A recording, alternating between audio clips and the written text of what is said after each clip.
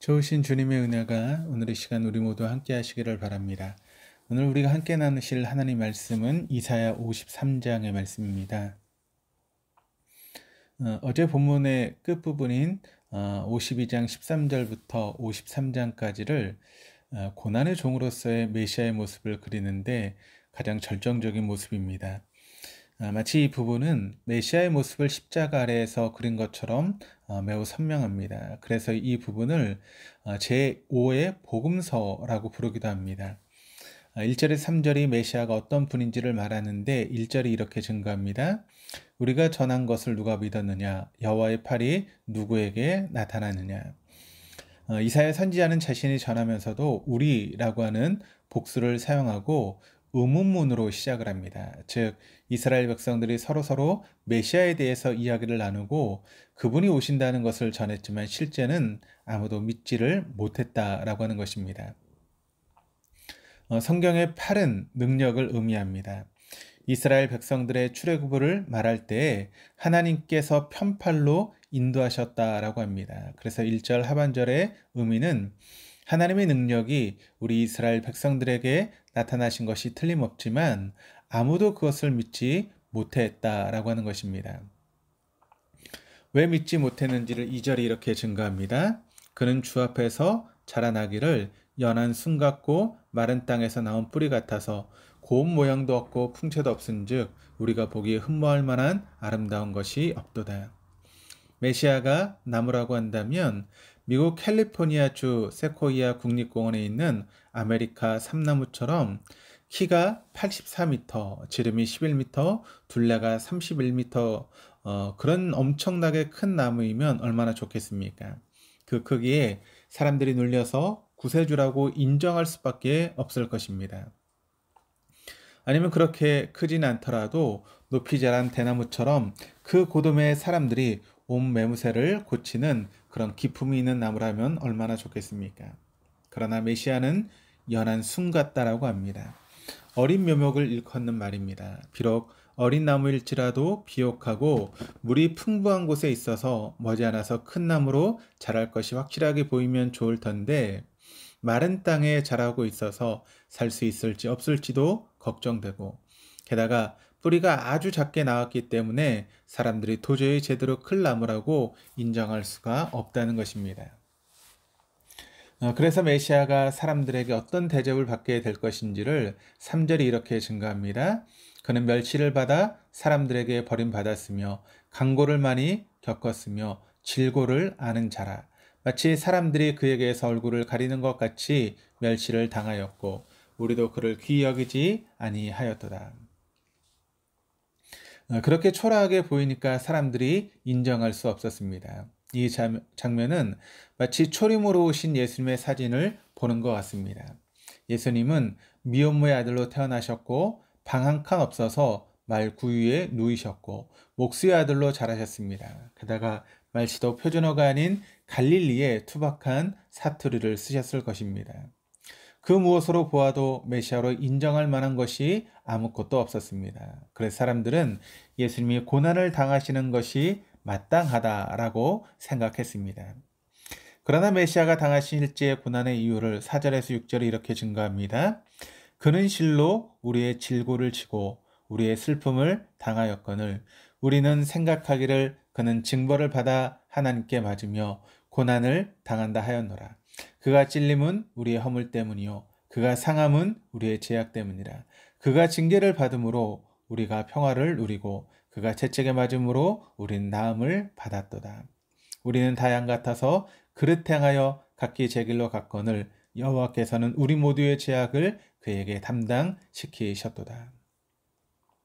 이 구절들에서 눈에 띄는 단어들이 있습니다. 우리의입니다. 우리의 질고, 우리의 슬픔, 우리의 허물, 우리의 죄악, 우리의 모두의 죄악입니다. 우리 인간에게는 고칠 수 없는 병이 있고 거둘 수 없는 슬픔이 있고 하나님의 계명에 대한 범법함이 있습니다. 그로 인해서 우리는 다 영원히 죽은 존재였음에도 하나님 당신의 아들을 죽이시는 방법으로 우리를 살리셨습니다. 우리나라 사람들은 양에 대해서 좀 긍정적인 그런 이미지를 갖고 있습니다. 그러나 중동의 사람들에게는 그렇지 못합니다. 양은 식별할 수 있는 거리가 2, 3m밖에 되지 않는 지독한 근시이기 때문에 먹이를 구할 능력이 없고 길을 찾을 능력도 없습니다. 게다가 자신을 보호할 능력도 없습니다. 그럼에도 불구하고 고집은 아주 셉니다. 그래서 당시에 심한 욕 중에 하나가 양 같은 놈이라고 하는 그런 욕이었습니다. 그들에게 있어서 양이란 생각이 모자라고 어리석고 고집이 세고 남의 말에 귀를 기울일 줄 모르는 지저분한 짐승의 대명사였습니다. 그런 짐승과 같은 것이 인간의 본질이다라고 말합니다. 7절에서 9절은 메시아가 어떤 자세로 고난을 당하셨는지에서 증거합니다. 그가 곤욕을 당하여 괴로울 때에도 그의 입을 열지 아니하였음이요 마치 도수장으로 끌려가는 어린 양과 털 깎는 자 앞에서 잠잠한 양같이 그의 입을 열지 아니하였도다. 그는 곤욕과 신문을 당하고 끌려갔으나 그 세대 중에 누가 생각하기를 그가 살아있는 자들의 땅에서 끊어짐은 마땅히 형벌받을 내 백성의 허물 때문이라 하였으리요. 그는 강포를 행하지 아니하였고 그의 입에 거짓이 없었으나 그의 무덤이 악인들과 함께 있었으며 그가 죽은 후에 부자와 함께 있었도다. 이 예언처럼 예수님께서는 십자가에서 못에 박히시고 달리신 후에도 아무 말씀도 하지 않으셨습니다. 당시 일반 사형수들은 사형당할 때 온갖 욕설과 세상에 대한 저주를 퍼부었다고 합니다. 그래서 당시에 사람들이 십자가 처형을 구경하는 것은 사형수가 죽어가면서 자신이 저질렀던 범죄를 짓거리는 것을 즐기는 것이 큰 목적 중에 하나였습니다. 그러나 예수는 아무런 말씀도 하지 않았습니다. 당신이 메시아라면 너 자신이나 구원해 보라 라고 하는 관리들과 군인들의 조롱에도 주님은 아무런 말씀을 하지 않으셨습니다. 심지어 함께 달린 강도의 조롱 섞인 말에도 주님은 아무런 대답을 하지 않으셨습니다. 말씀을 하실 수 없으셔서가 아니라 또한 내려올 수 없어서가 아니라 내려오시면 인간의 구원을 완성할 수 없었기 때문입니다. 그러나 사람들은 메시아의 십자가 지심은 마땅히 형벌을 받아야 할 인간들을 대신하는 것이다라고 생각한 사람은 한 사람도 없었습니다. 10절에서 12절은 고난의 결과를 묘사하고 있는데 10절이 이렇게 증가합니다. 여호와께서 그에게 상함을 받게 하시기를 원하사 질고를 당하게 하셨은즉 그의 영혼을 속건 제물로 드리기에 이르면 그가 씨를 보게 되며 그의 날은 길 것이요 또 그의 손으로 여호와께서 기뻐하시는 뜻을 성취하리로다. 메시아가 고난을 받고 질고를 당하는 것은 하나님께서 그것을 원하시기 때문이라고 합니다. 예수님의 생명이 속건제물로 드려지고 그것이 씨가 되어서 다른 생명을 살려내게 되는데 그것이 하나님께서 기뻐하시는 뜻이라고 합니다. 계속해서 12절이 이렇게 증가합니다. 그러므로 내가 그에게 종기인 자와 함께 몫을 받게 하며 강한 자와 함께 탈취한 것을 나누게 하리니 이는 그가 자기 영혼을 버려 사망에 이르게 하며 범죄자 중 하나로 헤아림을 받았음이니라. 그러나 그가 많은 사람의 죄를 담당하며 범죄자를 위하여 기도하였느니라. 이것은 메시아에 대한 보상입니다. 비록 멸시받고 연약한 모습으로 오셨지만 본래의 모습인 존귀한 모습과 전능하신 모습으로 회복되신다라고 합니다. 겉으론 죄인의 모습으로 죽으셨지만 실상은 범죄자를 위한 대속의 죽음이었음을 밝히고 있습니다. 말씀을 읽기만 해도 주님의 낮아지심과 고난 당하심, 십자가의 죽으심이 말로 형용할 수 없는 부끄러움과 감사가 동시에 솟구칩니다.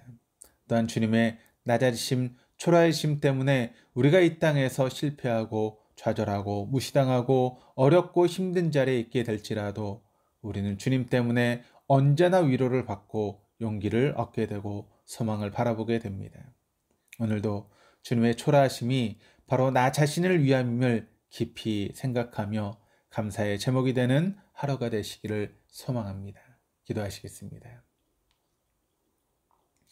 하나님 아버지, 메시아 되신 주님께서는 이 세상에서 가장 존귀한 것들의 억만 배보다도 더 존귀하시며 세상의 모든 강한 것을 다 합하더라도 주님의 한숨에도 미치지 못할 정도로 강하신 분이심에도 그렇게 연약하고 초라하고 낮은 모습으로 오셔서 그렇게 모멸을 당하시고 십자가에 죽으심에도 아무런 말씀도 하지 않으심은 바로 우리가 그런 존재이며 우리가 당해야 될 것을 대신해 주셔서 감사합니다.